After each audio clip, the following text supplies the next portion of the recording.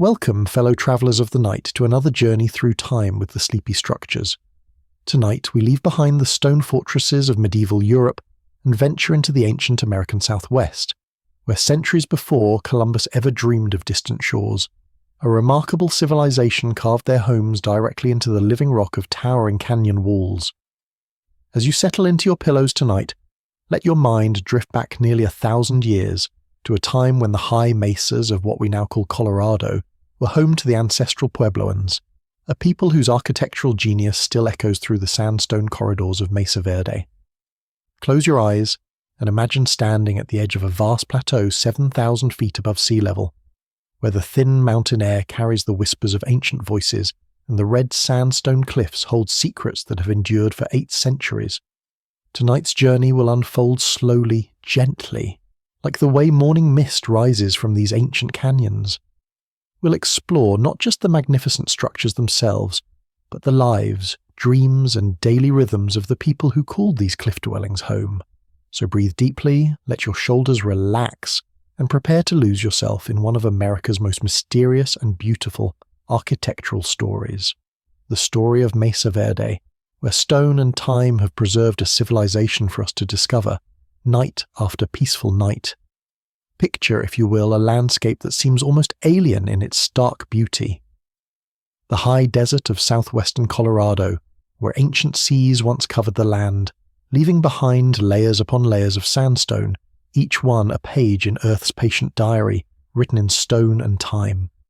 Mesa Verde, Spanish for green table, rises like a sleeping giant from the surrounding valleys.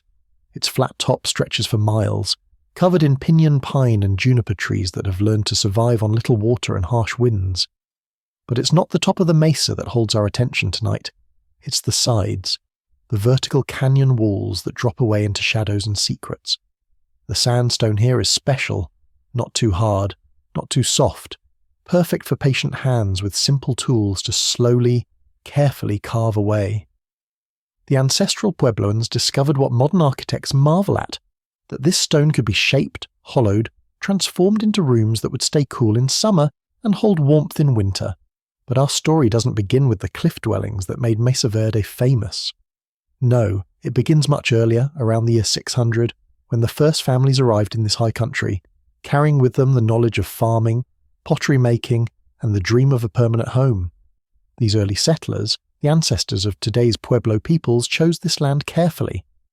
They understood what the mesas offered: reliable water sources from springs and seasonal streams, fertile soil in the valleys below, and stone that could be worked. Most importantly, they recognized something we might miss at first glance. This was a landscape that could hide and protect its people. The families who first climbed onto Mesa Verde were not random wanderers, but purposeful migrants following ancient trails that connected communities across the Southwest. They were part of a larger cultural movement, carrying with them generations of accumulated knowledge about surviving in the high desert. They brought seeds carefully selected for short-growing seasons, pottery techniques refined over centuries, and stories that connected them to their ancestors and guided their daily lives. The elevation here, nearly 7,000 feet above sea level, presented both challenges and opportunities. The thin air made every physical task more demanding, but it also provided cooler summers than the lower deserts to the south. Winter snows could isolate the mesa for months, but spring snowmelt provided reliable water for crops. These early families learned to read the subtle rhythms of this high country, understanding when to plant, when to harvest, and when to prepare for the long winter months ahead. In those early centuries, the 7th and 8th, families spread across the mesa top, not yet thinking of the cliff faces as potential homes.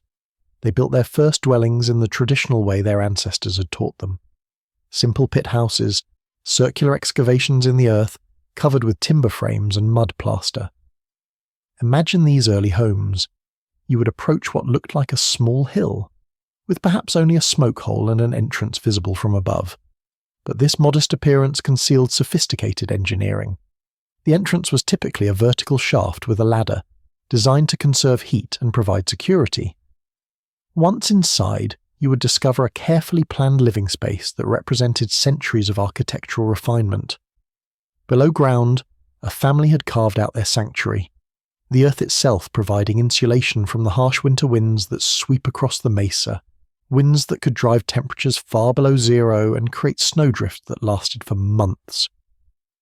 In summer, when the sun blazed mercilessly on the exposed mesa top, these underground homes remained naturally cool, providing relief from temperatures that could soar past 100 degrees. Each pit house was a marvel of practical engineering, typically 12 to 15 feet across, with walls that curved gently upward like a bowl carved into the living rock. The excavation itself required weeks of careful work. Using wooden digging sticks, stone tools, and tightly woven baskets, families would remove tons of earth and rock, selecting locations with proper drainage and soil conditions that would provide stable foundations. The floor was carefully prepared, often lined with fitted stone slabs that served multiple purposes. These stones absorbed heat from the central fire during the day and radiated it back during the cool nights. The smooth surface was easy to keep clean and provided a stable base for daily activities like food preparation, tool making, and the countless tasks that filled the days of these early desert farmers. The central fire hearth was positioned with careful attention to airflow patterns that would draw smoke up and out through the roof opening while distributing heat evenly throughout the space. Around this hearth, families arranged their living areas with the efficiency born of necessity. Storage pits lined the walls, each one carefully designed for specific purposes, some for long-term grain storage, others for tools and materials, still others for the pottery vessels and baskets that held their most precious possessions. But perhaps the most intriguing feature of these early homes was something called a sipapu, a small ceremonial hole in the floor, usually positioned between the fire hearth and the entrance. This opening, often no larger than a person's fist, represented the sacred emergence place through which, according to Puebloan tradition, humanity first entered this world from the underworld below. The presence of the sipapu in every pit house tells us something profound about these early Mesa Verde residents. Even in their most practical constructions, these people maintained their connection to the sacred, to the creation stories that gave meaning to their daily lives. Their homes weren't just shelter from weather and predators, but sacred spaces that connected them to their spiritual beliefs and cultural identity. Above ground, the roof structure required considerable skill and cooperation. Main support beams, carefully selected pine and juniper logs, had to be precisely fitted and strong enough to support not just the weight of the roof materials, but also the heavy snow loads that accumulated during winter months. Smaller branches and brush were woven between these beams, creating a framework that was then covered with layers of bark, grass, and finally a thick coating of mud plaster.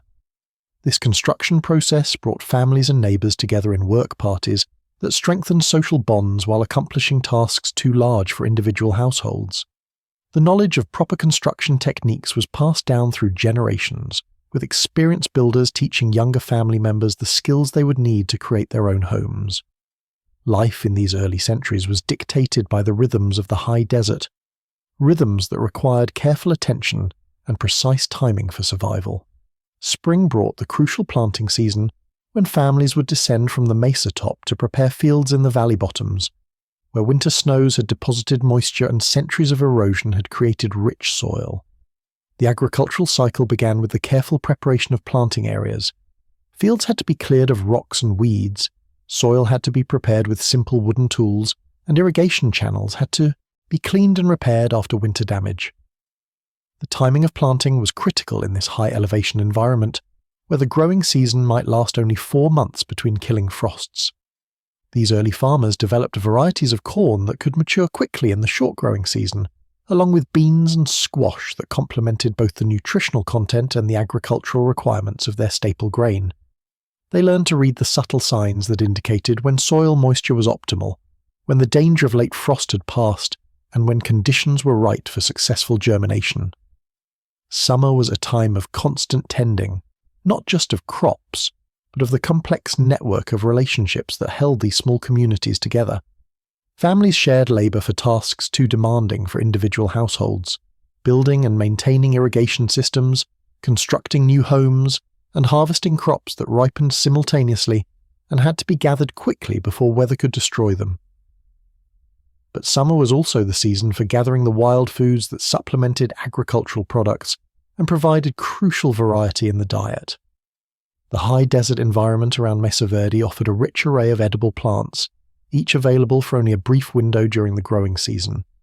Pinyon nuts, rich in protein and oil, ripened in irregular cycles that required families to be ready to mobilize quickly when the harvest was available. Wild grass seeds, roots, berries, and medicinal plants all had their seasons, and successful families needed encyclopedic knowledge of where to find these resources and exactly when they would be ready for gathering. This knowledge was encoded in stories and songs that connected practical information with spiritual meaning, ensuring that crucial survival information would be passed accurately from generation to generation. As autumn painted the aspen leaves gold and the first snow dusted the peaks to the north, families focused on the harvest that would sustain them through the long winter months ahead. Corn was carefully dried and processed, some kernels saved for seed, others ground into meal that would keep for years if properly protected from moisture and pests. The storage systems these early Mesa Verde residents developed were sophisticated and effective. Underground storage pits, lined with stone slabs and sealed with layers of bark and mud plaster, could preserve food for multiple years. These caches were often hidden and marked with subtle signs known only to family members, providing insurance against theft or the kind of catastrophic crop failure that could mean starvation for an entire community. Beans were processed and stored in pottery vessels sealed with pine pitch, while squash was dried in strips or processed into meal. Wild foods gathered throughout the summer were preserved using techniques refined over generations. Some foods were dried in the sun, others were ground into concentrated pastes, and still others were mixed with fat and formed into compact cakes that provided concentrated nutrition during the lean winter months. Winter brought a different rhythm to Mesa life, a slower pace that allowed for activities impossible during the demanding agricultural season. The long nights, sometimes lasting 16 hours in the depths of December, were filled with indoor activities that maintained both practical skills and cultural traditions. Storytelling sessions were more than entertainment.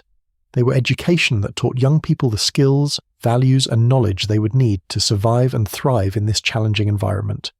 Stories encoded practical information about weather patterns, animal behavior, and plant cycles, while also transmitting the cultural values and spiritual beliefs that held communities together.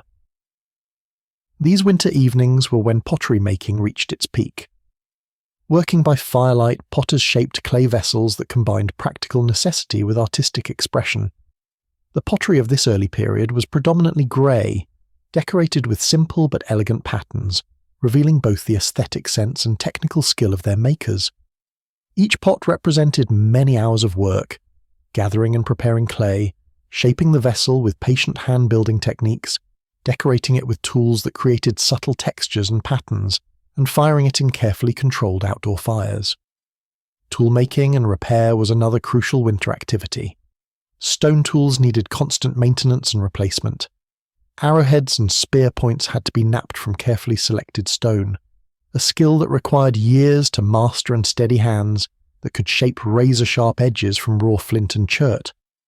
Wooden implements, handles for stone tools, digging sticks, and other equipment had to be carved and shaped from wood that had been gathered and seasoned during the warmer months. During these early centuries, the population of Mesa Verde was still relatively small, perhaps a few hundred people scattered across the entire mesa in extended family groups.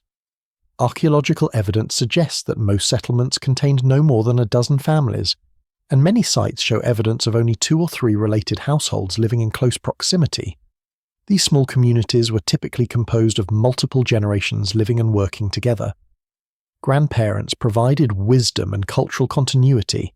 Parents did the heavy work of farming and construction, and children learned through observation and participation the skills they would need as adults. This multi-generational structure provided both stability and flexibility, with experienced elders able to care for the very young, while adults focused on the demanding work of survival. The social organization of these early communities was probably quite egalitarian, with leadership based more on knowledge and experience than on inherited status or accumulated wealth. Decisions were likely made through consensus, with elder members providing guidance based on their lifetime of experience with the cycles of weather the behavior of game animals, and the subtle environmental signs that indicated good or bad years for farming. Trade relationships were already connecting Mesa Verde to the wider world of the ancient Southwest. Shells from the Pacific coast, some travelling over 500 miles from their ocean origins, found their way to these high mesas. These shells were exchanged for turquoise mined in nearby mountains, for distinctive pottery produced by local craftspeople, and for other specialised goods that made life more comfortable and meaningful. The trade routes that brought exotic goods to Mesa Verde also carried less tangible, but equally important cargo: knowledge about farming techniques suited to different environments, pottery designs and firing methods, architectural innovations, and the spiritual beliefs and practices that enriched daily life. A shell bracelet worn by a Mesa Verde woman connected her to coastal peoples she would never meet, while turquoise jewellery carried stories of mountain mining camps and distant communities. By the year 700, after a century of gradual settlement and adaptation, the foundations were firmly established for everything that would follow. Families had learned the specific challenges and opportunities of this high desert environment, developing agricultural systems that could support stable communities even in difficult years. They had established the patterns of social cooperation necessary for thriving in a demanding landscape, creating customs and practices that allowed multiple families to live and work together peacefully and productively. Most importantly, they had begun to see Mesa Verde not just as a place to survive, but as a homeland where their children and grandchildren might build something lasting, something that would endure long after they themselves had returned to the earth. The pit houses they constructed were not temporary shelters, but permanent homes, built with care and intended to serve families for generations. They had no way of knowing, as they went about their daily routines of farming and pottery making and storytelling, that they were laying the groundwork for one of North America's most remarkable architectural achievements. The skills they were developing in working with stone and earth, the social cooperation they were learning, and the deep understanding of their environment they were gaining would all prove essential to the magnificent constructions that lay centuries in the future. The cliff dwellings that would make Mesa Verde famous were still far in the future, but already, in these simple pit houses scattered across the mesa top, the essential spirit was taking shape, the careful observation of natural conditions that would later allow them to select perfect cliff alcoves for their cities, the patient working with stone and earth that would produce walls and towers of breathtaking precision, the understanding that true shelter comes not just from walls and roofs, but from community bonds strong enough to weather any storm. As we drift toward dreams tonight, imagine those early families gathering around their hearth fires as darkness settled over the mesa. Children listening to stories that connected them to their ancestors, while preparing them for their roles as the next generation of desert farmers and builders. Adults planning tomorrow's work, discussing which fields needed attention and how best to prepare for the changing seasons. Grandparents sharing wisdom earned through decades of reading the subtle signs of weather and season, knowledge that could mean the difference between abundance and survival. In their simple homes carved into the earth itself, they were already practicing the fundamental principles that would later produce the magnificent cliff dwellings, working with the landscape rather than against it, using materials provided by their environment, building for their families and their community rather than for individual glory, creating spaces that sheltered not just their bodies, but their spirits and their dreams, homes that honoured their past while providing the foundation for an unimaginable future. And in the morning, as the sun rose over the sandstone cliffs, painting them gold and orange and deep red, these early Mesa Verdeans would emerge from their underground homes, ready for another day of patient work, another day of building something that would last, something that would honour both their ancestors and the generations yet to come. But as the decades passed, and children grew into adults who had children of their own, these mesa dwellers began to envision something new. The pit houses that had served their families so well were about to evolve into something altogether different, as the next chapter of Mesa Verde's story was about to unfold. As the 8th century dawned over Mesa Verde, the descendants of those early pit house builders began to dream of something new. The knowledge passed down through generations, the skills refined over decades of working with stone and earth, were about to transform into an architectural revolution that would change the face of the mesa forever. Around the year 700, families began experimenting with a radical idea. Instead of living entirely underground, they started building rooms above the surface, using the same sandstone that formed their canyon walls. These weren't grand structures yet, but simple rectangular rooms with walls of carefully fitted stone blocks, roofed with timber and mud plaster. The transition wasn't sudden. Archaeological evidence shows families living in both pit houses and surface rooms simultaneously, using the underground spaces for storage and ceremonies while conducting daily life in the newer above-ground structures. This gradual shift reveals the cautious nature of these builders, testing new ideas while maintaining the security of proven methods. The surface rooms they constructed mark the beginning of what archaeologists call the Pueblo period, named for the Spanish word meaning village. These early Pueblo structures were modest, typically single-story buildings with walls barely 4 feet high, but they represented a fundamental change in how people thought about architecture and community. Working with sandstone required new skills and tools. The stone had to be quarried from nearby outcrops, shaped with harder stone hammers, and fitted together with mortar made from local clay and sand. Each block was carefully selected for size and shape, then positioned by hand in walls that had to support not just their own weight, but the heavy timber and earth roofs that crowned these structures. The masonry techniques developed during this period would become the foundation for all future construction at Mesa Verde. Builders learned to select stones that fit together naturally, minimizing the amount of mortar needed while creating walls of remarkable strength and durability. They discovered that certain types of sandstone were better for different purposes: harder stones for foundation courses that had to bear the greatest weight, softer stones for upper walls that were easier to shape and fit. Room interiors were plastered with multiple coats of fine clay mixed with plant fibers to prevent cracking. Floors were carefully prepared, often featuring fire hearths lined with stone slabs that could withstand repeated heating and cooling. Storage areas were built into walls or excavated beneath floors, continuing the tradition of protecting precious food supplies from moisture and pests. But perhaps the most significant innovation of this period was the kiva, a circular ceremonial chamber that evolved from the earlier pit house design. Unlike the family pit houses of earlier centuries, these kivas were larger, more elaborate structures designed specifically for religious and social ceremonies that brought entire communities together. The kivas of this period were architectural marvels in their own right, typically 15 to 20 feet in diameter and excavated to depths of 6 or 7 feet below the surrounding plaza level. The walls were lined with fitted stone blocks and topped with massive timber roofs supported by wooden posts and beams. A central fire hearth provided both light and heat, while the traditional sipapu maintained the spiritual connection to the underworld of Puebloan belief. These ceremonial chambers served multiple functions in the growing communities. They were places where men gathered to prepare for hunts, where religious leaders conducted ceremonies that ensured good harvests and favourable weather, and where community decisions were made through discussion and consensus. The kivas also served as workshops where specialised crafts like weaving and tool-making were practised and taught to younger generations. The construction of kivas required unprecedented levels of cooperation between families. The excavation alone might take weeks, removing tons of earth and rock with simple tools. The massive timber beams needed for the roof structure had to be cut from forests miles away and transported to the construction site.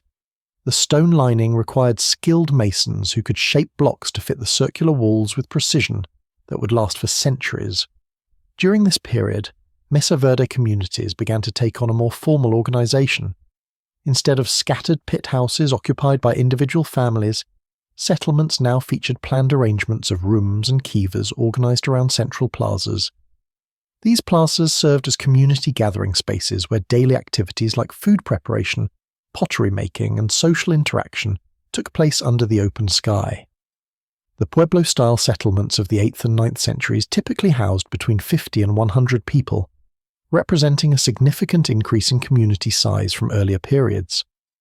This growth was made possible by improvements in agricultural techniques that could support larger populations, and by the social innovations that allowed more families to live and work together peacefully. Agriculture during this period became more sophisticated and intensive. Families developed new varieties of corn, beans, and squash that were better adapted to the high desert environment. They built more elaborate irrigation systems, including stone-lined channels that directed water from springs and seasonal streams to terraced gardens carved into canyon walls and mesa slopes. The pottery of this period shows dramatic improvements in both technical skill and artistic expression. Potters began using mineral paints to create intricate black-on-white designs that would become the signature style of Mesa Verde ceramics. These decorated vessels weren't just functional containers, but works of art that expressed individual creativity within traditional cultural patterns. Trade relationships expanded significantly during the Pueblo period, connecting Mesa Verde communities to networks that stretched from the Pacific coast to the Great Plains. Exotic materials like tropical bird feathers, marine shells, and copper ornaments found their way to Mesa settlements, while Mesa Verde pottery and turquoise jewelry were traded to distant communities hundreds of miles away. The increased trade brought new ideas along with exotic goods. Architectural techniques, pottery designs, weaving patterns, and religious practices were shared between communities, leading to a flowering of cultural innovation that enriched daily life while maintaining distinctive local traditions. Population growth and cultural development weren't without challenges. Larger communities required more complex social organization to prevent conflicts and ensure fair distribution of resources. Leadership roles became more specialized, with religious leaders, hunt chiefs, and craft specialists taking on responsibilities that had once been shared among all adult community members. The competition for prime agricultural land intensified as communities grew larger. Families began building permanent field houses near their most productive plots, small structures where they could stay during planting and harvest seasons without making daily trips from the main settlement. These field houses also served as guard posts, protecting valuable crops from both human raiders and animal pests. By the year 900, the architectural and social foundations were in place for the next phase of Mesa Verde's development. The masonry skills, community organization, and agricultural systems developed during the Pueblo period would soon support much larger populations and far more ambitious construction projects. The pit houses hadn't disappeared entirely, but they had evolved into specialized ceremonial spaces that connected communities to their ancestral traditions, while supporting the social needs of much larger settlements. The surface rooms had grown from simple storage areas into comfortable living spaces that could house extended families while providing protection from weather and potential enemies. Most importantly, the people of Mesa Verde had learned to think beyond individual family needs to consider the requirements of entire communities. The plazas, kivas, and organized room blocks of this period reveal a society that was becoming increasingly sophisticated in its ability to balance individual family autonomy with collective community needs. As the 9th century drew to a close, these Pueblo communities were poised for an explosive period of growth and architectural innovation. The children playing in the plaza spaces would grow up to build some of the most magnificent structures in the ancient world, but their achievements would be built on the patient foundation work of these 8th and 9th century builders who first learned to shape stone into lasting architecture. The next chapter of Mesa Verde's story would see these modest Pueblo settlements grow into thriving towns that housed hundreds of people in multi-story buildings of remarkable sophistication. But that transformation was still building slowly, as families continued to perfect their masonry techniques, expand their agricultural systems, and strengthen the social cooperation that would make their greatest achievements possible. As the 10th century began, Mesa Verde was transforming from scattered villages into something remarkable. The modest single-story buildings of earlier generations were giving way to ambitious multi-story structures that rose like stone towers against the desert sky. The Great Pueblo period, as archaeologists call these 2 centuries, saw communities grow from dozens of residents to hundreds. Families who had once lived in separate blocks began connecting their buildings, creating sprawling complexes that housed entire clans under interconnected roofs. These weren't random additions, but carefully planned expansions that revealed sophisticated understanding of both engineering and social organization. The masonry work of this period achieved levels of artistry that still inspire modern builders. Walls rose 3, 4, even 5 stories high, constructed with precisely fitted sandstone blocks that required no mortar between them.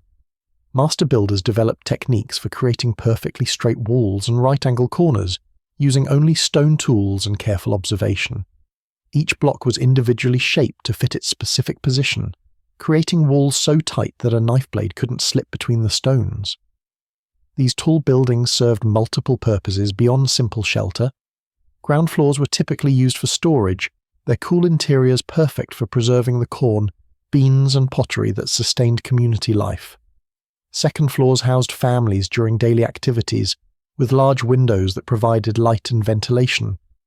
Upper floors often served as defensive positions, accessible only by removable ladders that could be pulled up during times of danger. The room interiors of this period show remarkable attention to comfort and beauty. Walls were plastered smooth and sometimes decorated with painted designs. Floors were carefully prepared and often featured raised platforms for sleeping that took advantage of warm air rising from central fire hearths. Storage niches were built into walls with the precision of modern cabinets, each one sized for specific types of containers and household goods. Kivas grew larger and more elaborate during this period, some reaching 30 feet in diameter and requiring massive timber frameworks to support their roofs. These ceremonial chambers were no longer simple family gathering places, but sophisticated religious centers that served entire communities. The finest kivas featured elaborate stonework, plastered walls decorated with symbolic designs, and complex ventilation systems that maintained air quality during crowded ceremonies. The Great Kiva at Fire Temple, built during this period, represents the pinnacle of ceremonial architecture. Nearly 60 feet across and requiring hundreds of precisely fitted stones, this massive underground chamber could accommodate the entire population of several communities during major religious festivals. The engineering required to excavate, line, and roof such a structure represents a quantum leap in both technical skill and social cooperation. Agriculture expanded dramatically to support the growing populations. Families terraced entire canyon slopes, creating thousands of small garden plots that maximized the use of available water and fertile soil. Check dams built across seasonal streams captured precious rainfall and directed it to fields that might otherwise receive no irrigation. Some agricultural systems extended for miles from the main settlements, connected by well-worn trails that linked field houses, water sources, and storage facilities. The pottery of this period reached new heights of technical and artistic achievement. Potters developed techniques for creating vessels of remarkable thinness and strength, decorated with intricate geometric patterns that required steady hands and years of training to master.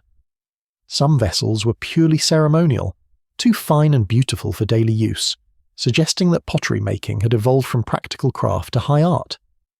Trade networks expanded to connect Mesa Verde with communities across the entire Southwest and beyond. Copper bells from Mexico, shells from both the Pacific and Gulf coasts, and exotic stones from distant mountains all found their way to Mesa settlements. In return, Mesa Verde pottery, turquoise jewelry, and textiles were traded across hundreds of miles, spreading the influence of Mesa culture far beyond the boundaries of Colorado. Water was life on Mesa Verde, and by the 11th century, the management of this precious resource had become both science and art. The growing communities of the Great Pueblo period could survive only through increasingly sophisticated systems that captured, stored, and distributed every drop of moisture that fell on the high desert landscape. The annual precipitation at Mesa Verde averages barely 15 inches, most of it falling as snow during winter months or as brief intense thunderstorms during late summer. For communities that might number in the hundreds, this meager water supply had to be stretched, conserved, and used with incredible efficiency. The solutions developed by Mesa Verde farmers represent some of the most ingenious water management systems in the ancient world. Springs were the most reliable water sources, emerging from the sandstone layers where underground water met impermeable rock formations. These springs were developed with stone-lined pools and channels that prevented contamination and directed flow to where it was most needed. Some springs were enhanced by careful excavation that increased their output, while others were protected by small dams that created reservoirs for times when flow decreased during dry periods. But springs alone couldn't support the agricultural needs of large communities. Mesa Verde farmers developed extensive systems of check dams, small stone barriers built across seasonal drainages to capture runoff from summer thunderstorms. These dams didn't stop water entirely but slowed its flow, allowing it to soak into the soil where crops could access it through their root systems. The check dam systems were engineering marvels in their own right. Built without mortar, these stone barriers had to be strong enough to withstand flash floods, while allowing controlled water flow. Some systems featured dozens of dams in a single drainage, creating a cascade of small pools that captured water at multiple elevations. The largest systems extended for miles, turning otherwise useless arroyos into productive agricultural zones. Terracing transformed steep canyon slopes into productive farmland. Families built thousands of small stone walls that created level planting areas on hillsides that would otherwise shed water too quickly for crops to survive. These terraces weren't simply walls, but sophisticated water management systems that captured soil eroding from higher elevations while providing perfect drainage for plants that couldn't tolerate wet feet. The construction of agricultural terraces required enormous investments of labour and community cooperation. A single terrace system might contain thousands of individual stones, each one carefully selected and positioned to create walls that would last for centuries. The soil for terrace gardens had to be carried from distant locations, often in baskets that held only a few pounds of precious dirt. Some terrace systems took generations to complete, with children continuing construction projects their grandparents had begun. Farming techniques adapted to make the most of limited water resources. Mesa Verde farmers developed drought-resistant varieties of corn that could survive on minimal moisture while still producing substantial harvests. They practiced intensive cultivation methods that maximized yield from small plots, including companion planting techniques that used beans to fix nitrogen in the soil, while squash vines provided ground cover that reduced water loss through evaporation. The agricultural calendar was precisely timed to take advantage of seasonal moisture patterns. Spring planting coincided with snowmelt that provided the initial water needed for germination. Summer cultivation focused on maintaining soil moisture through careful weeding and mulching that prevented water loss. Fall harvest had to be completed before early frost could damage crops, requiring entire communities to mobilize for intensive work periods that lasted only a few crucial weeks. Storage systems for both water and food reached new levels of sophistication during this period. Stone-lined cisterns captured and stored rainwater from rooftops and plaza surfaces, providing emergency water supplies during extended dry periods. These cisterns were often hidden beneath plaza floors or integrated into building foundations, protecting precious water from contamination and theft. Food storage became equally elaborate as communities had to maintain supplies that could last through multiple years of crop failure. Storage rooms were built with stone floors and walls that kept out moisture and pests, while pottery vessels provided airtight containers for processed foods. Some storage facilities were hidden in remote locations, insurance against raids or disasters that might destroy the main community supplies. The wild plant foods supplemented agricultural products and provided crucial variety in the Mesa diet. Families maintained detailed knowledge of seasonal cycles for dozens of edible plants, from pinyon nuts that ripened in irregular cycles to grass seeds that had to be gathered within days of maturity. The procurement of wild foods required extensive travel and temporary camps, with entire families sometimes spending weeks in distant locations during crucial harvest periods. By 1150, Mesa Verde communities had developed agricultural systems capable of supporting populations that may have reached several thousand people across the entire mesa. These systems represented the culmination of centuries of experimentation and refinement, creating sustainable food production in one of North America's most challenging agricultural environments. But success brought new challenges. The intensive agriculture of this period may have begun to stress the environment, with soil erosion and depletion affecting the most heavily used areas. Competition for the best agricultural land intensified as communities grew larger, leading to conflicts that would influence the dramatic changes of the following century. The agricultural mastery of this period provided the foundation for Mesa Verde's greatest architectural achievements, but it also created the conditions that would eventually lead to crisis. The same intensive systems that supported large populations also made those communities vulnerable to environmental changes that lay ahead in the turbulent 13th century. As the 12th century unfolded across Mesa Verde, the great pueblos buzzed with the constant activity of thriving communities. In the multi-story buildings that now dominated the mesa landscape, Hundreds of people lived lives governed by rhythms that had evolved over centuries of desert living, yet enriched by the prosperity and security that their architectural achievements had made possible. Dawn came early to the Pueblo communities, announced not by alarm clocks, but by the gradual lightening of the eastern sky over the canyon rims. Families woke in rooms warmed by coals banked from the previous evening's fires, the stone walls having absorbed and held heat through the cool desert night. Children sleeping on raised platforms covered with woven mats and fur robes would wake to the familiar sounds of daily life beginning. The soft scraping of grinding stones as women began preparing the day's first meal. The quiet conversations of adults planning the day's work. The grinding of corn was perhaps the most constant sound in any Pueblo community. Women worked in groups, using sets of progressively finer grinding stones called metates to process dried corn kernels into meal of different textures. The coarsest grind produced atole, a nutritious porridge that served as breakfast for most families. Finer grinds created flour for paper-thin bread that was cooked on hot stone griddles, while the finest flour was reserved for special ceremonial foods and the sustenance of infants and elderly community members. This grinding work was both practical necessity and social activity. Women often worked together in groups, sharing the labour while exchanging news, advice, and stories that maintained the social fabric of the community.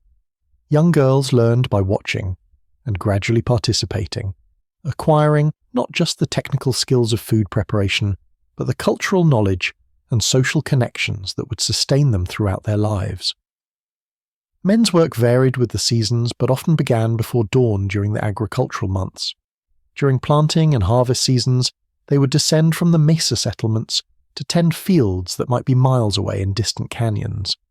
The walk to the farthest agricultural areas could take hours, carrying tools and supplies for full days of intensive labour. Field houses provided temporary shelter during the busiest seasons, allowing farming teams to stay close to their crops without making daily trips from the main pueblo. During winter months, men's activities shifted to indoor work that sustained community life. They crafted tools from stone, wood, and bone, each implement carefully shaped for specific purposes. Arrow points required different techniques than grinding stones, while weaving tools demanded yet another set of skills. The creation of a single stone axe might take days, from selecting the proper stone to the final sharpening and hafting that would make it ready for use. Children's lives were structured around learning through participation rather than formal education. Young boys accompanied their fathers and uncles to fields and workshops, gradually taking on more responsibility as their skills developed. Girls worked alongside their mothers and aunts, learning the complex skills of food preparation, pottery making, and textile production that would make them valuable contributors to their future households. But childhood also included plenty of play that helped develop the skills needed for adult life.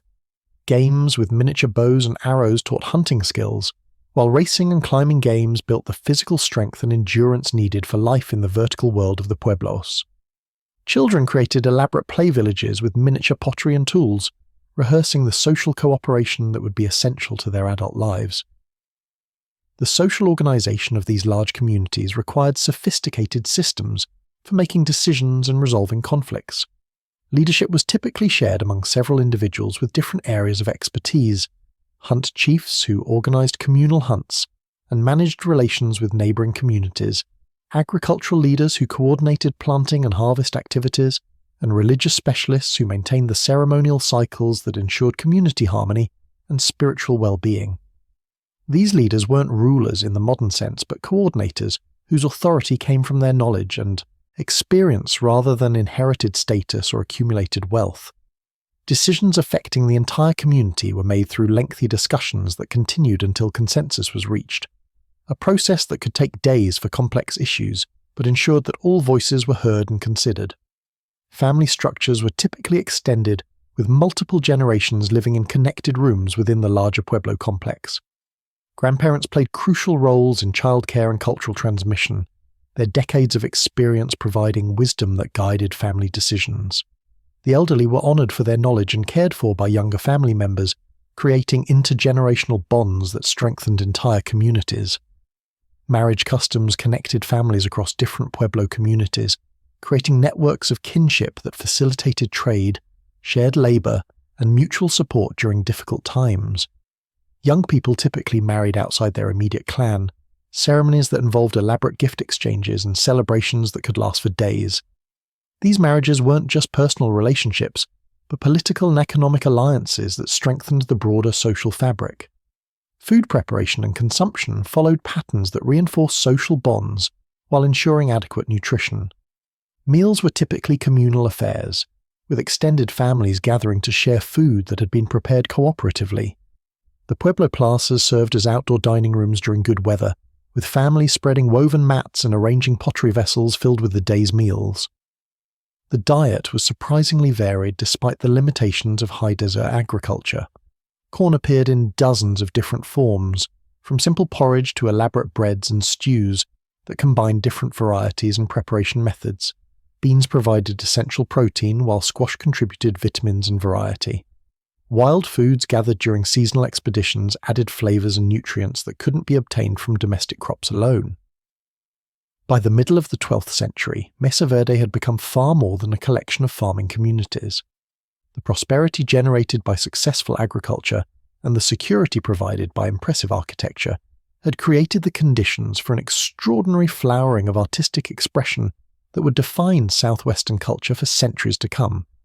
Pottery making reached its absolute zenith during this period, with Mesa Verde ceramics becoming the most sought-after trade goods across the entire southwest.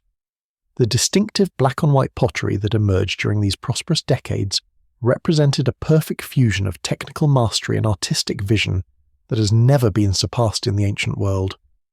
The creation of a single decorated vessel required weeks of careful work and represented the culmination of skills passed down through generations of potters.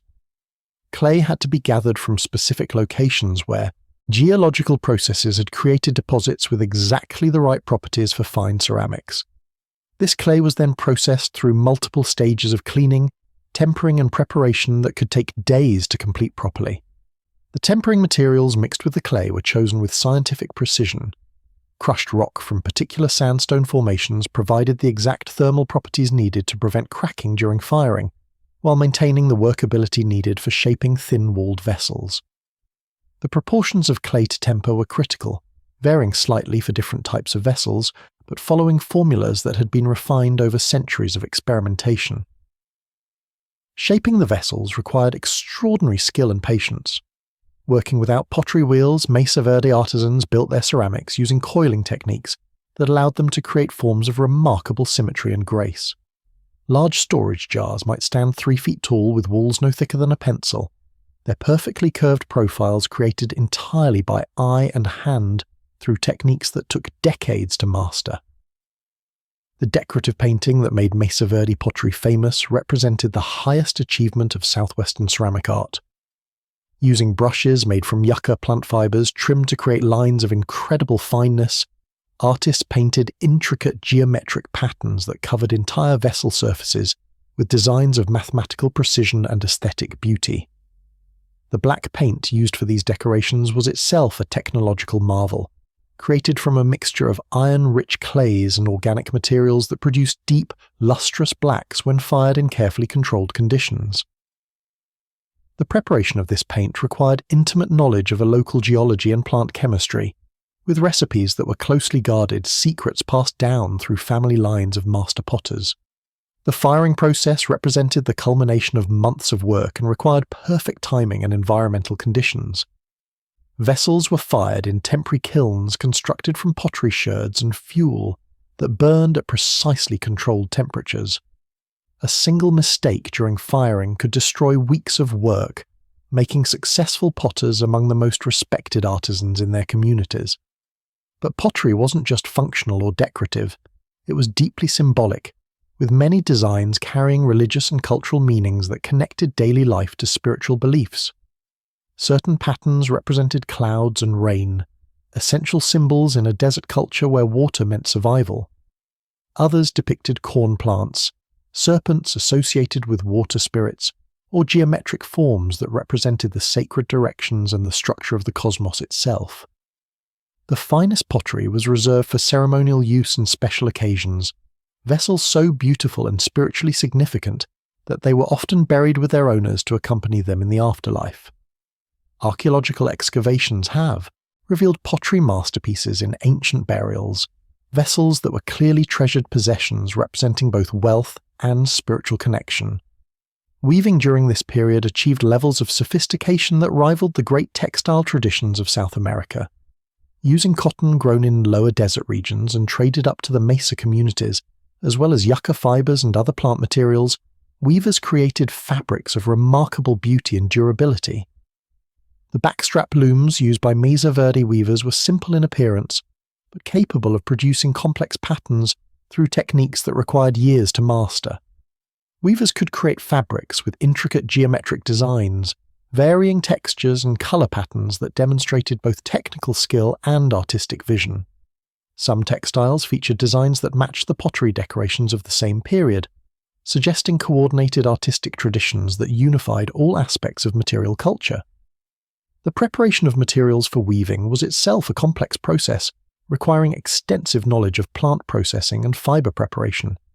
Cotton had to be cleaned, carded, and spun into threads of consistent thickness and strength.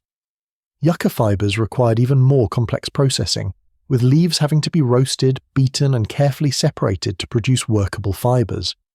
Dyeing techniques using local plants and minerals created a palette of colors that included deep reds from certain clay deposits, yellows from rabbit brush and other desert plants, and rich browns from walnut hulls and oak bark.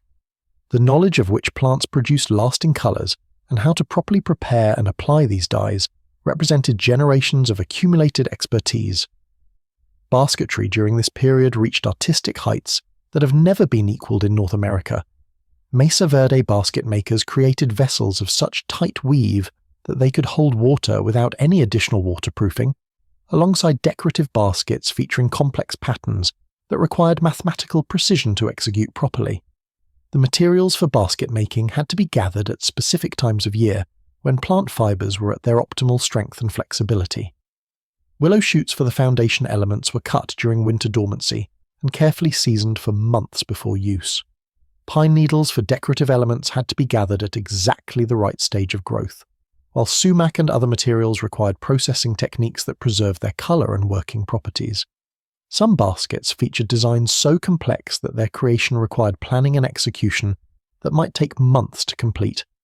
Master basket makers could create patterns that appeared different from various viewing angles, optical illusions woven into functional containers that served as both practical tools and works of art.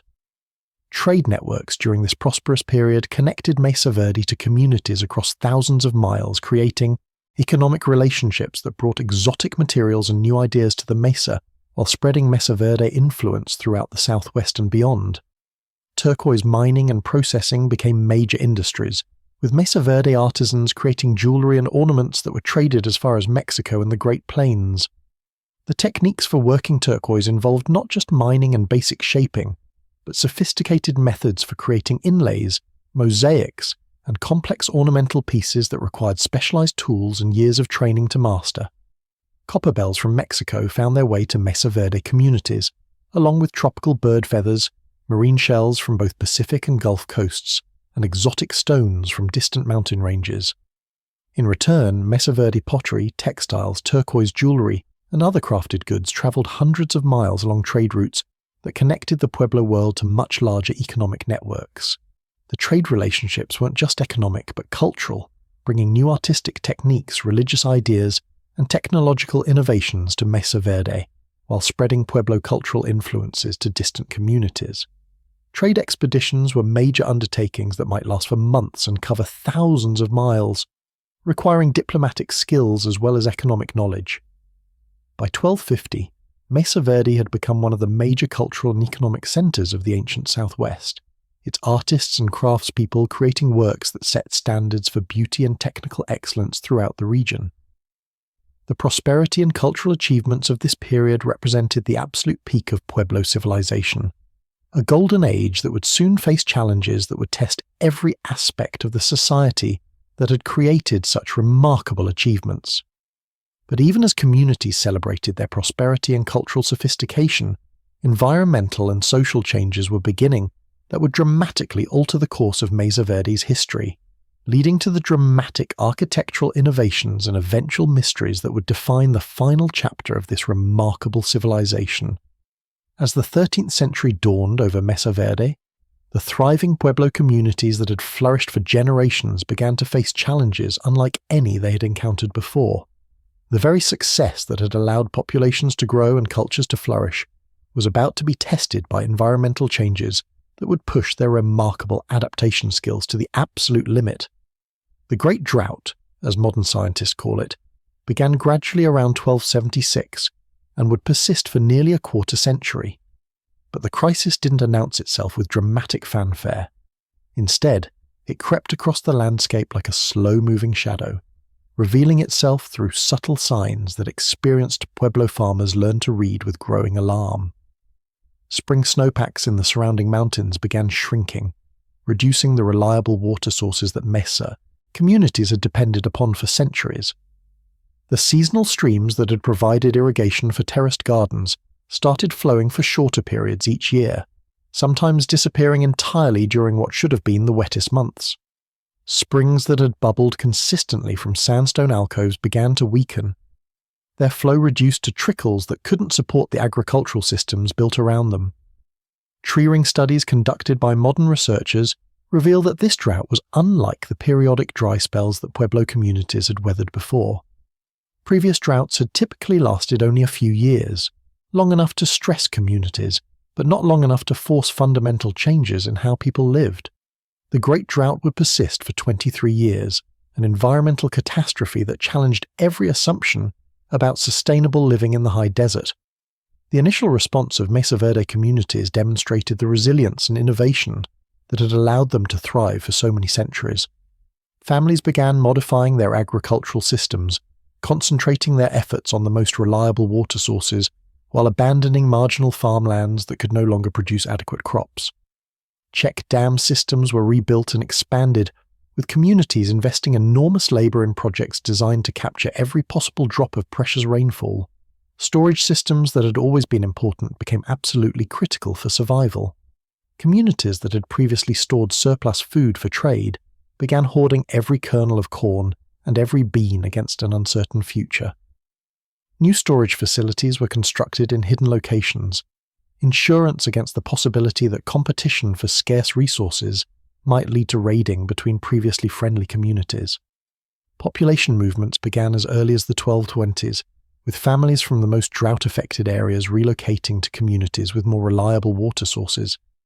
These movements weren't panicked flights, but carefully planned relocations that maintained social connections while seeking better survival opportunities. Archaeological evidence shows that some Mesotop communities were gradually abandoned during this period, their residents joining relatives in settlements with better access to water. But the environmental challenges went beyond simple drought. Evidence suggests that the prolonged dry period was accompanied by other climatic changes that affected the entire ecosystem. Pinyon pine populations, which had provided crucial wild food resources, began to decline in stressed areas. The irregular cycles of pinyon nut production became even more unpredictable, removing a key backup food source that communities had relied upon during difficult agricultural years. Soil erosion accelerated in areas where intensive agriculture had already stressed the landscape. Terraced gardens that had been maintained for generations began to fail as reduced vegetation allowed precious topsoil to wash away during the brief but intense thunderstorms that still occurred during summer months. Some agricultural areas that had supported families for centuries became unusable wasteland within a few decades. Wildlife populations also responded to the changing environment, with many species becoming scarce or moving to different habitat areas. Hunting, which had always supplemented agricultural production, became less reliable just when communities needed every possible food source.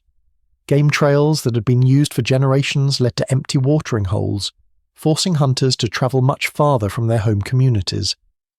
The social impacts of these environmental stresses began to appear as early as the 1230s. Archaeological evidence suggests increasing violence during this period, with some settlements showing signs of defensive preparations that hadn't been necessary during the prosperous earlier centuries. Stockades began appearing around some communities, while others were relocated to more defensible positions on cliff tops or in canyon alcoves that could be more easily protected. Trade relationships that had flourished during prosperous times began to break down as communities focused on survival rather than economic exchange. The elaborate pottery and fine crafts that had been traded across hundreds of miles became less common as artisans focused their skills on producing practical items needed for daily survival. The cultural flowering of the previous century began to fade as communities concentrated their energies on adapting to increasingly difficult conditions. Yet even during these challenging decades, Mesa Verde communities demonstrated remarkable innovation and adaptation. It was during this period of environmental stress that some of the most famous cliff dwellings were constructed, representing a dramatic shift in settlement strategy that would define the final chapter of Mesa Verde occupation. The decision to abandon Mesa Verde wasn't made in a single moment of crisis, but evolved gradually through the final decades of the 13th century, as environmental pressures and social changes made continued occupation increasingly difficult.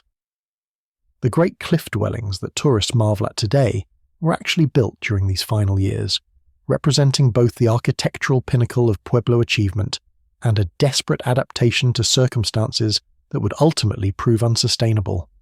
The famous cliff dwellings like Cliff Palace, Balcony House, and Longhouse were constructed between 1190 and 1280, during the height of the environmental crisis that was transforming life across the entire region.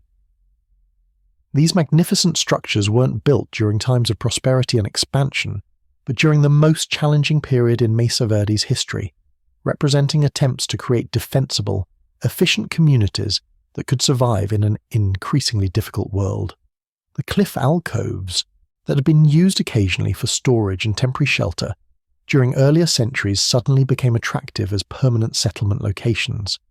These natural shelters in the canyon walls offered several advantages during times of stress. They were naturally defensible, requiring only narrow access trails that could be easily guarded. They provided protection from both weather and potential enemies, and they were located close to the remaining reliable water sources in the canyon bottoms.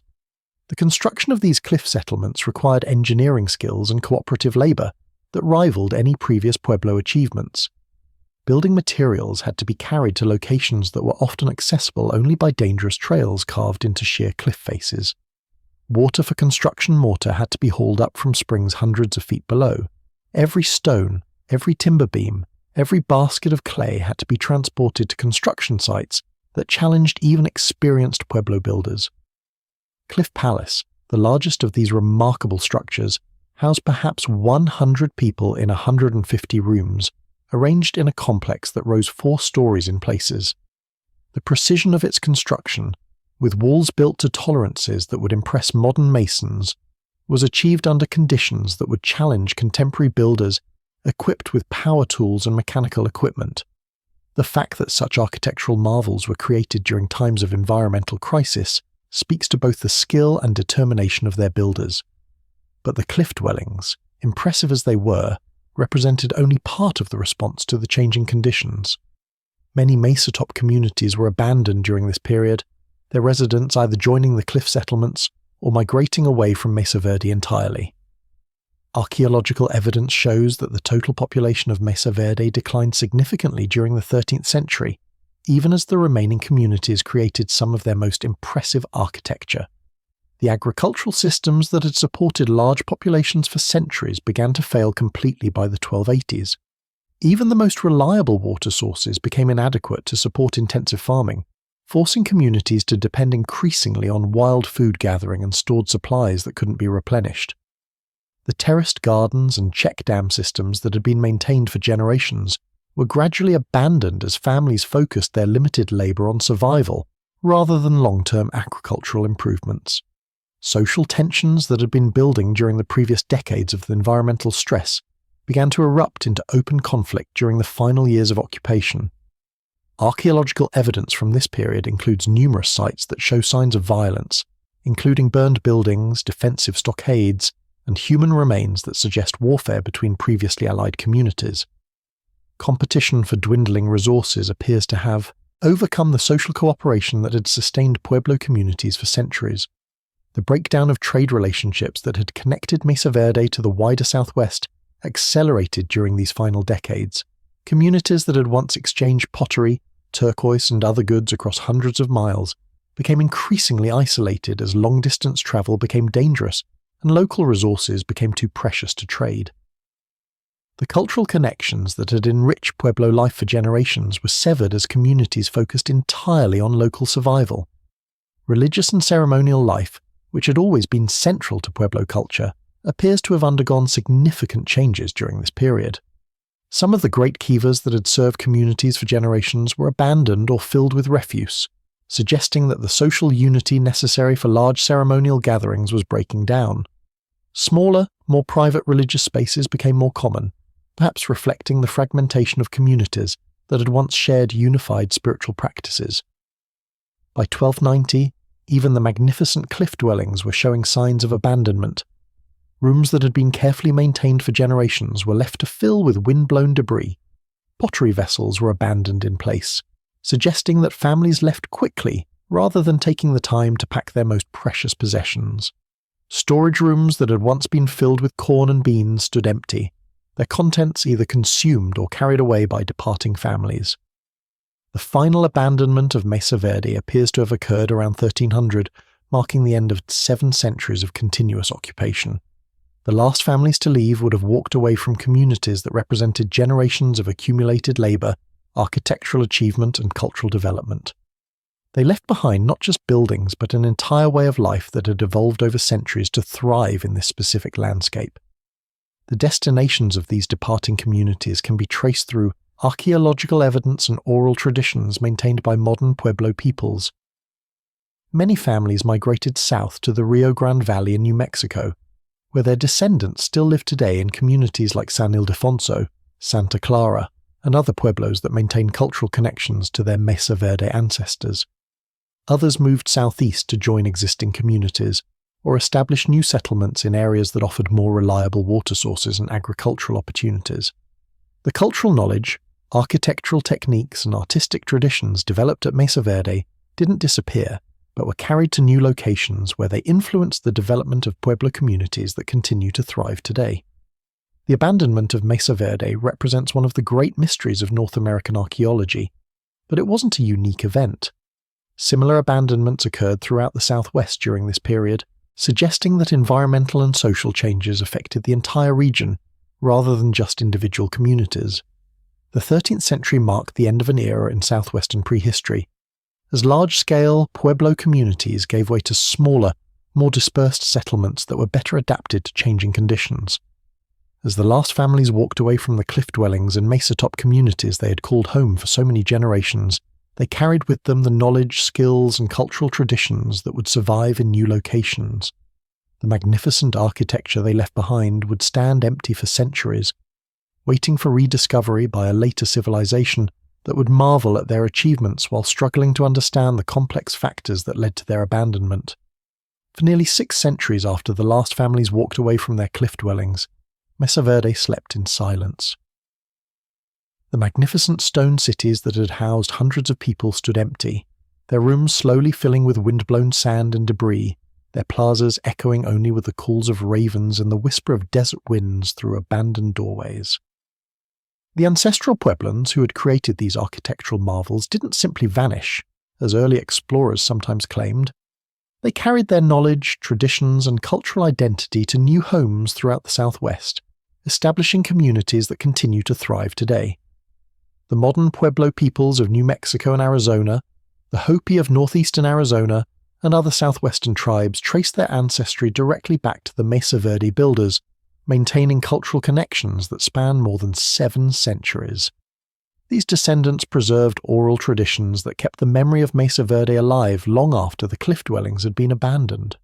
Stories passed down through generations spoke of ancestral homes in the north, of great cities built in the cliffs, and of the long migrations that brought their people to their present locations.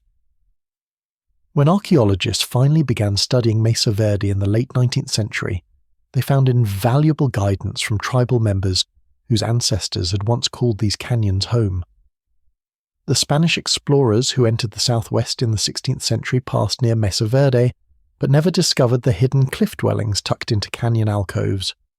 Later, trappers and traders occasionally reported seeing ruins in the distance, but the remote location and difficult access kept the sites largely unknown to the outside world. It wasn't until the late 1800s that Mesa Verde's secrets would finally be revealed to a wider audience. The formal rediscovery of Mesa Verde is often credited to Richard Wetherill, a local rancher who was searching for stray cattle in December 1888 when he came upon Cliff Palace hidden in its sandstone alcove. The sight that greeted him must have been extraordinary. A perfectly preserved ancient city, its multi-story walls still standing after 6 centuries of abandonment, its rooms still containing pottery vessels, tools, and other artifacts left behind by the last inhabitants. Wetherill's discovery sparked a period of intense exploration and, unfortunately, extensive looting that continued for nearly 2 decades.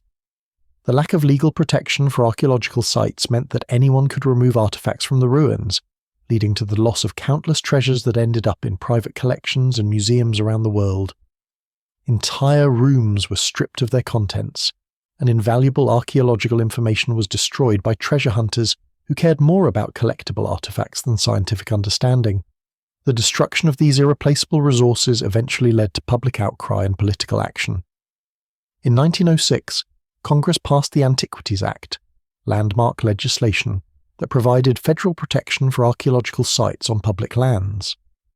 Mesa Verde became one of the first national parks created specifically to protect cultural resources, designated as Mesa Verde National Park in 1906, through the efforts of conservationists who recognized the irreplaceable value of these ancient ruins. The establishment of the national park began a new chapter in Mesa Verde's story, one focused on scientific research, preservation, and public education.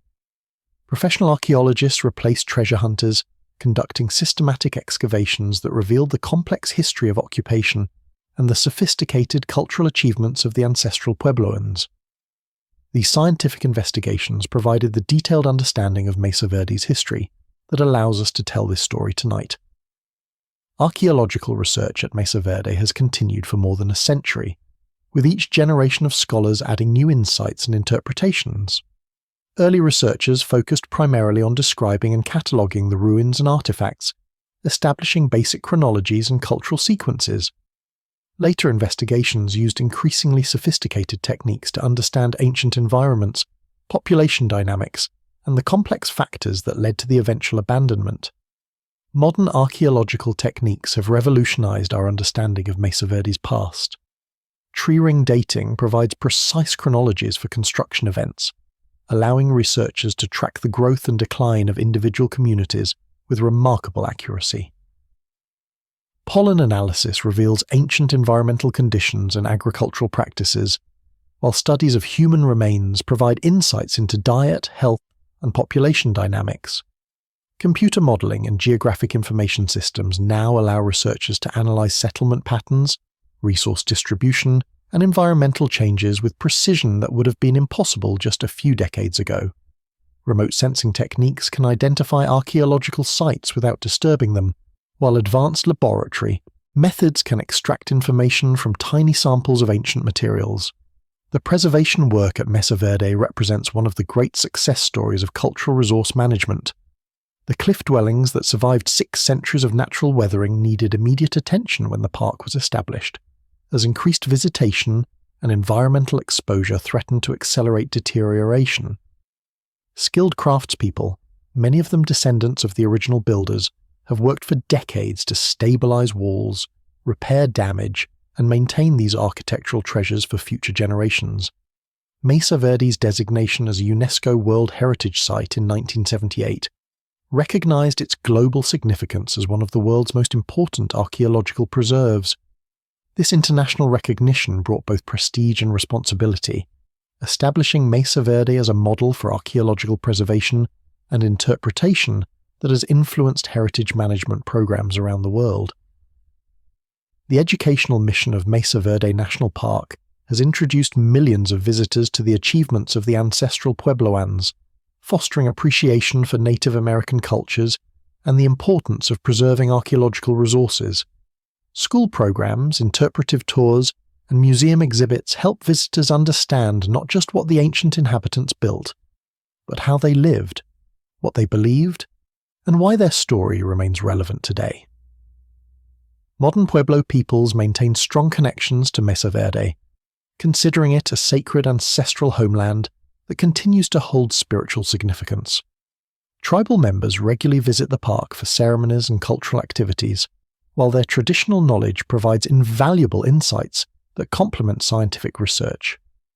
This collaboration between archaeologists and descendant communities represents a new model for heritage management that honors both scientific inquiry and cultural tradition. The lessons of Mesa Verde extend far beyond archaeology and tourism. The environmental challenges that led to the 13th century abandonment offer sobering parallels to modern concerns about climate change, resource depletion, and sustainable development. The Ancestral Puebloans' 7 centuries of successful adaptation to a challenging environment provide examples of both sustainable practices and the limits of even the most sophisticated traditional societies. The agricultural techniques developed at Mesa Verde, including water harvesting, soil conservation, and drought-resistant crop varieties, are being studied by modern farmers facing similar challenges in arid regions around the world. The architectural principles that allowed Pueblo builders to create energy-efficient structures using local materials offer insights for contemporary sustainable construction practices. Perhaps most importantly, Mesa Verde reminds us of the impermanence of even the most impressive human achievements. The magnificent cliff. Dwellings that seem so permanent in their stone alcoves represent just one chapter in a much longer story of human adaptation and change. The people who built these architectural marvels were not primitive ancients, but sophisticated innovators who created sustainable communities that thrived for centuries in one of North America's most challenging environments. Their descendants continue that story today, maintaining cultural traditions while adapting to modern circumstances, just as their ancestors adapted to the changing conditions of their own times. The pottery traditions that reach such artistic heights at Mesa Verde continue in the hands of contemporary Pueblo artists. The architectural knowledge that created the cliff dwellings influences modern Pueblo construction. The agricultural wisdom developed over centuries of high desert farming guides contemporary sustainable agriculture projects. As we reach the end of our journey through Mesa Verde's remarkable story, we're reminded that this ancient city in the cliffs represents far more than abandoned ruins. It stands as testament to human ingenuity, perseverance, and the endless capacity for adaptation that has allowed our species to thrive in every environment on Earth. The families who walked away from Mesa Verde in the final years of the 13th century didn't see their departure as an ending but as another chapter in an ongoing story of survival and adaptation. Their descendants, the modern Pueblo peoples of the Southwest, carry forward the cultural knowledge, spiritual traditions, and innovative spirit that created the architectural marvels we've explored tonight. In the quiet alcoves of Mesa Verde, where morning light still illuminates ancient walls and evening shadows still fall across empty plazas, the spirit of the Ancestral Puebloans endures. Their story reminds us that human achievement is measured not just in the monuments we build, but in our ability to adapt, survive, and maintain the cultural connections that give meaning to our lives. As you drift towards sleep tonight, let your dreams carry you back to those ancient canyons where children once played in stone courtyards, where families gathered around evening fires, and where skilled hands shaped stone and clay into forms of lasting beauty.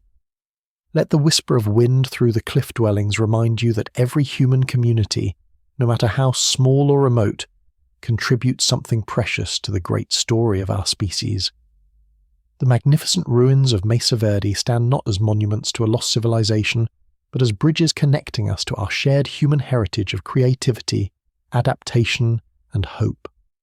In their silent stones we hear echoes of our own struggles and triumphs, our own dreams of creating something beautiful and lasting in the brief time we're given on this earth. Sleep well, knowing that the story of Mesa Verde continues in every act of human creativity, in every community that chooses cooperation over conflict, and in every generation that seeks to build something better for those who will come after. The cliff dwellings may stand empty now, but their message endures, that with patience, skill, and working together, humans can create wonders that inspire and endure across the centuries. And in the morning, when you wake refreshed from dreams of ancient stones and desert winds, Remember that you too are part of this continuing story, carrying forward the same human spirit that once built cities in the cliffs and now reaches toward new frontiers of discovery and achievement. The legacy of Mesa Verde lives on in every dreamer who dares to imagine what might be possible, and every builder who works to make those dreams reality. Good night, fellow travelers, and may your dreams be filled with the timeless beauty of Mesa Verde, where stone and time have preserved not just ancient architecture, but the enduring story of human hope and achievement that connects us all across the centuries.